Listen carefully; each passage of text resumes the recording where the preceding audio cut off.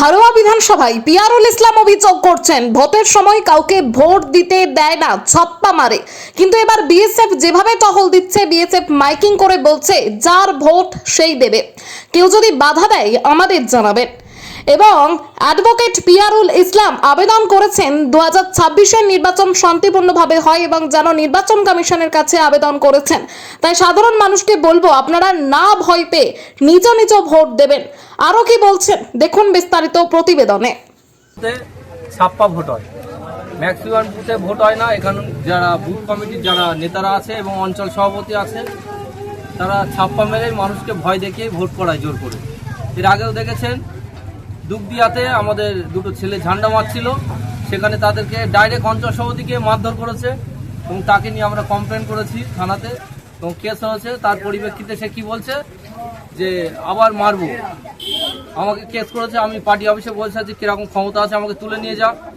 তারপরে আমাকে উদ্দেশ্য করে বলছে যে আমি অ্যাডভোকেট, আমার কি ডিগ্রি আছে, আমি দালালি করি, এইসব কথাবার্তা বলছে।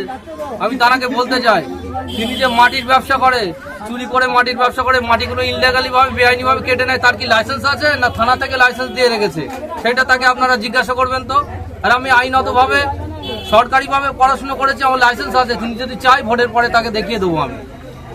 এবারে ভোট দিতে পারবেন সেই আশা রাখছি। অবশ্যই মানুষ ভোট দিতে পারবে, আমরা প্রত্যেক বুথে এজেন্ট দেবো। আর আশা করি প্রশাসন সেইভাবে ভোট করাবে। আর ইলেকশন কমিশনারকে আমরা ইলেকশন কমিশনারের কাছে আমরা গেছিলাম, আশ্বাস দিয়েছি ইলেকশন কমিশনার সেইভাবে ভোট করাবে। কেউ যদি বেগরবাই করে তার আইনত ব্যবস্থা ইলেকশন কমিশনার নেবে, আমাদের দিতে হবে না। প্রত্যেক বুথে এর মাধ্যমে ক্যামেরা থাকবে, ইলেকশন কমিশনার ডাইরেক্ট ওখান থেকে দেখতে পাবে।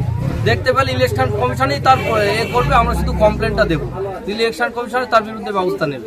যেভাবে একের পর এক ধমক চমক দিচ্ছে, ওসব ধমক চমক দিয়ে কাজ হবে না। পায়ের তলা থেকে মাটি সরে গেছে, এই কারণের জন্যই ধমক চমক দিয়ে। দেখতে পাচ্ছেন না ফলতিবেলেঘাটা অঞ্চলে আজকে জনস্রোত শুধু।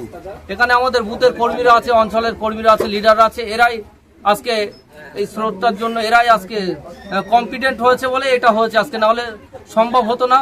আমাদের দেওয়া ভাই আছে, ছোট্ট ভাই আছে, আরো অনেকেই আছে এখানে। এদের জন্য এই ফলতিবেলেঘাটা অঞ্চলে আজকে এটা সম্ভব হয়েছে। আর ভবিষ্যতে আমি আপনাদের কথা দিচ্ছি যে এইভাবে সঠিকভাবে যদি ভোট হয় আর আমরা সঠিকভাবে ভোট করাতে পারলে ফলতিবেলেঘাটা অঞ্চল আমরা লিড দেবো, এখানে আপনাদের সামনে বলে গেলাম। একেবারে এই এলাকায় আপনি ভোট প্রচার আসলেন, একেবারেই সাধারণ মানুষেরা একটু অভিযোগ করছেন যে রাস্তার অভিযোগ। বিগত দিনে তারা তো শাসক দলের নেতারা ক্ষমতায় রয়েছে, তারা বললাম না উন্নয়ন, এত উন্নয়ন করেছে, রাস্তার উন্নয়ন হয়নি, উন্নয়ন তার বাড়ি গাড়ি রয়েছে। বলতে গেলে আর বলগুনি নাম ধরে বলছে, পার্সোনালি অ্যাটাক করছে, না বলে আর পাচ্ছি না। তারা কি ছিল 15 বছর আগে আর এখন কি আছে সেটা দেখুন, আর রাস্তার অবস্থা দেখুন। রাস্তার টাকা আসছে কিন্তু খেয়ে ফেলছে, কোনো কাজ হচ্ছে না। বাড়ির উন্নয়ন কিন্তু হচ্ছে, গাড়ির উন্নয়ন হচ্ছে, এটা আপনারা দেখবেন। কিছু পার্সেন্টের উন্নয়ন হচ্ছে। আপনি জিতলে কি করবেন এই এলাকায়? জিতলে হারোয়ার মানুষের জন্য, হারোয়ার স্বাস্থ্য, হারোয়ার আপনার শিক্ষা এবং হারোয়ার রাস্তাঘাট যাতে উন্নয়ন হয়, হারোয়ার মানুষের উন্নয়ন আমি বিধানসভা থেকে তুলে ধরবো।